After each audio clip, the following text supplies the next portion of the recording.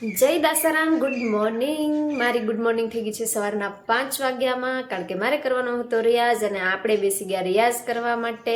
અને 5 વાગ્યાનું વાતાવરણ કંઈક આવું છે, પૂરું સન્નાટા ટાઈપ. સન્નાટો જ હશે, બધા સૂતા હશે આરામથી.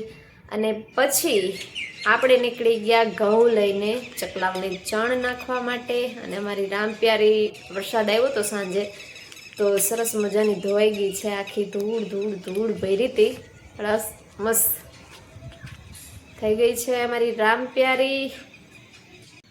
અને પછી હું નીકળી ગઈ હાલવા માટે. કોણ કોણ સવારમાં હાલવા જાય કહેજો. અને પછી હાલ્યા આપણે લાગી ગઈ ભૂખ, બટેટા બનાવી નાખ્યા, હાલો બધા ખાવા માટે. અને પછી નીકળી ગયા હું અને મારા ઢીંગુબેન મેરડીમાના મંદિરે.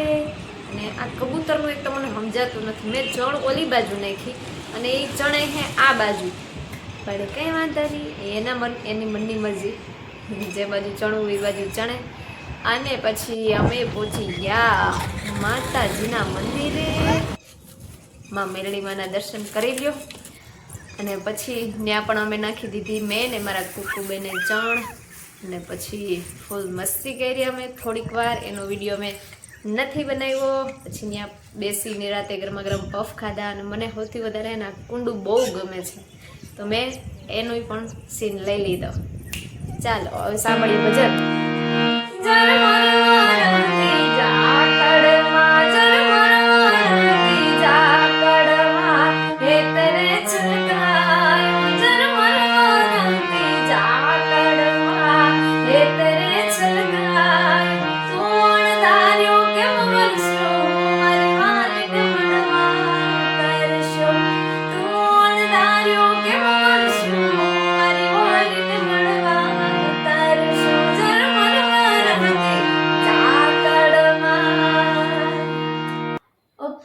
તો મારે બીજું તો કંઈ કામ હોય નહીં ડેલી રૂટીનમાં, કારણ કે કંઈ જવાનું હોય નહીં, કામકાજ કંઈ હોય નહીં. તો બસ ડેલી રૂટીનમાં વધારે પડતો મારો રિયાઝ જ હોય. તો કાલે વિચારું છું કે મસ્ત મજાનું ભજન અપલોડ કરીશ, તો બધા સાંભળજો અને સપોર્ટ કરજો. જો ભજનમાં અને ગીતમાં મતલબ ખાલી હાર્મોનિયમ ઉપર તમને ગમશે તો હું એ વિડીયો પણ મૂકીશ. તો આજ માટે આટલું જ. મળીએ પાછા નવા વ્લોગમાં. ત્યાં સુધીને જય માતાજી, જય દાસારામ, જય શ્રી રામ. અને રાજકોટનું વાતાવરણ નથી બતાવવું, કારણ કે વરસાદ જ નહીં.